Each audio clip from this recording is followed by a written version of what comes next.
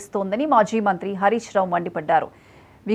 విషాదమైన భాషతో ప్రతిపక్షాల మీద ఎగిరిపట్టం కాకుండా నీటి తరలింపుపై మాట్లాడాలని హితవు పలికారు. ఇప్పటికైనా ప్రభుత్వం కళ్లు తెరవాలన్నారు. రోజు 10,000 క్యూసెక్ల నీరు ఏపీకి తరలిస్తున్నా నోరు మెదపట్లేదని దుయ్యబట్టారు. రాష్ట్ర వాటా 343 టీఎంసీలకు గాను 220 టీఎంసీలే వినియోగిస్తున్నట్లు ఆయన పేర్కొన్నారు.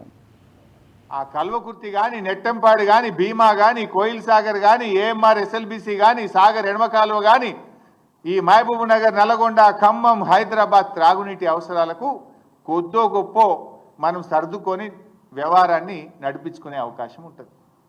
లేకపోతే మీరు ఇట్లనే మొద్దు నిద్రపోతే ఇటు ఖమ్మం, నల్గొండ, మహబూబ్ నగర్లో పంటలు దెబ్బతింటాయి.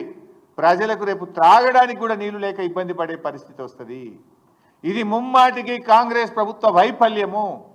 ఈ ప్రభుత్వం చేష్టలుడికి చూస్తున్నది, మొద్దు నిద్రపోతున్నది. కనుకనే ఆంధ్రప్రదేశ్ తన ఇష్టం వచ్చినట్టుగా నీటిని ఇవాళ తరలిస్తూ ఉన్నది. ఆలోచించండి, ఇప్పటికైనా మొద్దు నిద్ర వీడండి.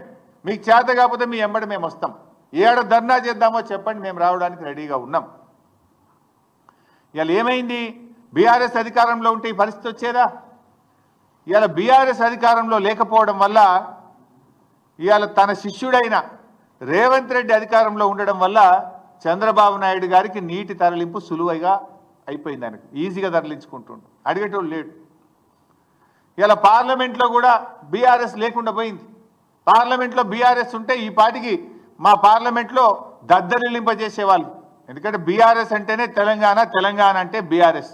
తెలంగాణ హక్కుల కోసం, తెలంగాణ ప్రయోజనాల కోసం నిక్కచ్చిగా మాట్లాడగలిగే పార్టీ బీఆర్ఎస్ పార్టీ.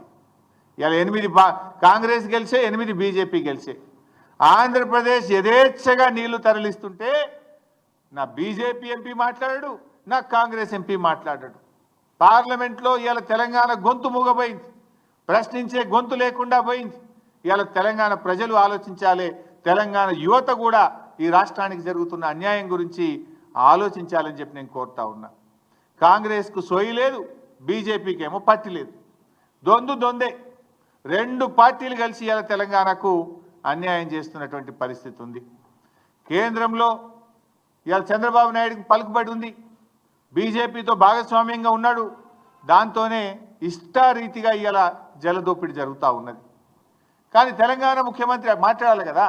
ఈ జలదోపిడిని ప్రశ్నించాల్సింది ఎవరు? తెలంగాణ ముఖ్యమంత్రి గారు ప్రశ్నించాలి.